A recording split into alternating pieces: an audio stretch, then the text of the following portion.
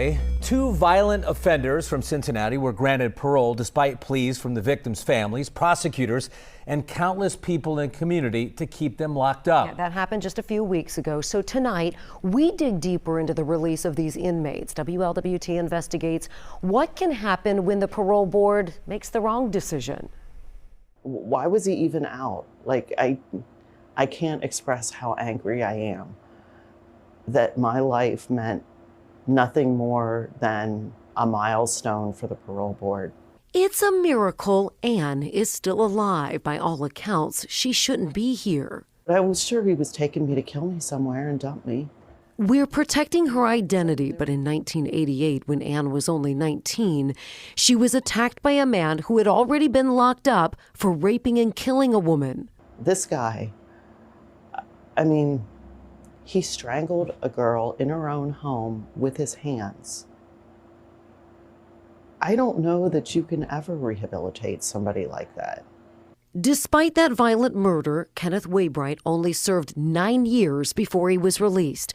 Less than 5 years later, Ann was driving home from her boyfriend's trying to make curfew when she became his next victim.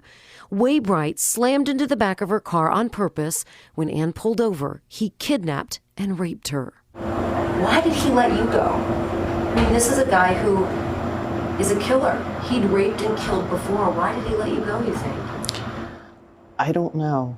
I just kept begging him, please, please. And is it worth the risk? It's stories like that that keep Brett Vineker up at night. These are guys who should never be on the street. Since 2003, Brett has been fighting the parole board to keep violent offenders locked up.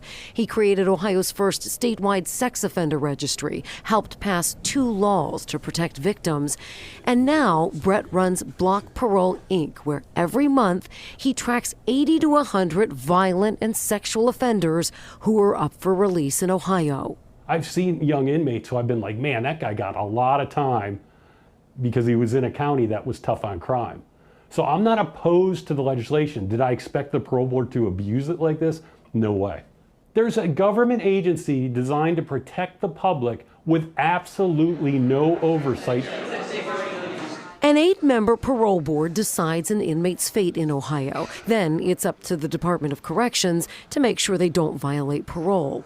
Right now, there are almost a dozen violent and sexual offenders in Hamilton County who were let out of prison and are supposed to be reporting to a probation officer, but they're nowhere to be found. These are horrific criminals, people who've raped mentally challenged people, people who've attempted to kill police officers, people who've murdered children. I mean, if you can't supervise these people, who can you supervise? And keep in mind, I just went over with you the ones in Hamilton County. There's 87 other counties with this problem. Brett believes it comes down to 2 things, funding and a political agenda on both sides. And this is their way of saying, hey, if you want to pass these laws, you're going to be responsible for what happens. And the next victim is going to be collateral damage. Ann feels like she was collateral damage. And despite that horrifying night 35 years ago, she's still angry. It's terrifying.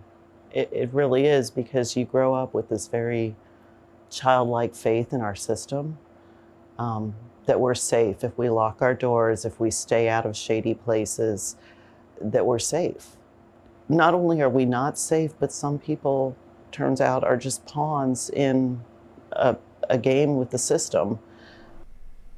So get this, even though Kenneth Waybright was locked up for rape and murder before and reoffended, every few years he's now up for parole again in Ann's case. She's already had to fight his release at least 3 times. Pretty powerful stuff there, Cherie. What does the parole board say about cases like these? The parole board doesn't comment on what it decides and the decisions that they make, but I did reach out to the Department of Corrections. What I'm told there is that the prison population and the budgets are not factors in decisions made by the parole board.